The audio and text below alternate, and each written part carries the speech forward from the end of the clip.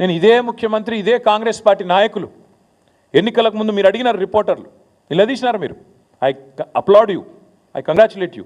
మీరు అడిగినారు సూటిగా, మీరు అడ్డగోలు హామీలు ఇస్తుండ్రు, ఎట్లా అమలు చేస్తారు అని అడిగినరు. అడిగితే ఆ రోజు పెద్ద పెద్ద డైలాగులు కొట్టిండ్రు.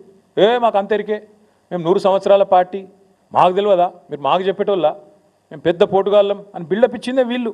ఒక్కసారి వినండి మేము చెప్పిన మాటలు, మేము కాదు వాళ్ళు చెప్పిన మాటలు.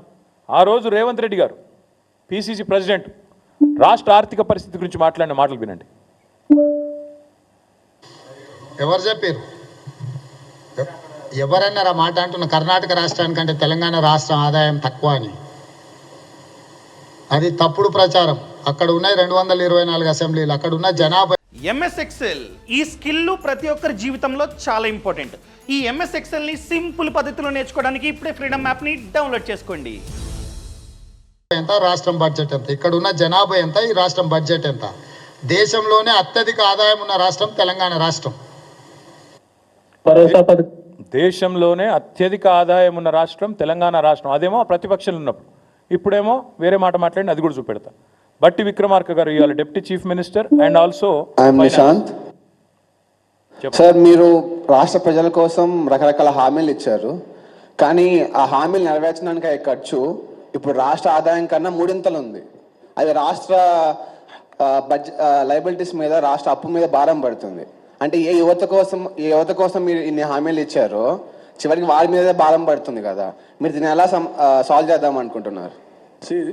ముందు ప్రజలకు మేలు చేయాలనేటువంటి సంకల్పం చాలా ముఖ్యమైనది. 2 ఆదాయాలను సమకూర్చుకోవటంలో అపారమైనటువంటి అనుభవం ఉన్నటువంటి కాంగ్రెస్ పార్టీకి ఇది పెద్ద సమస్య కాదు. ఈరోజు రాష్ట్రంలో తీసుకొచ్చినటువంటి 5 లక్షల కోట్ల అప్పుల్లో ఈ కాళేశ్వరం మీద ఖర్చు పెట్టినటువంటి ఆ 80,000 కోట్ల 1,00,000 కోట్ల మధ్యలో ఉన్నటువంటి సంపద ఇప్పుడు అది అవసరం లేదు. రేపొద్దున భవిష్యత్తు 50,000 కోట్ల రూపాయల పేరు మీద మీరు మిషన్ భగీరథ కోసం ఖర్చు పెట్టినటువంటి ఖర్చు కూడా ఇప్పుడు రాబోయే కాంగ్రెస్ ప్రభుత్వాలకి అవసరం లేదు.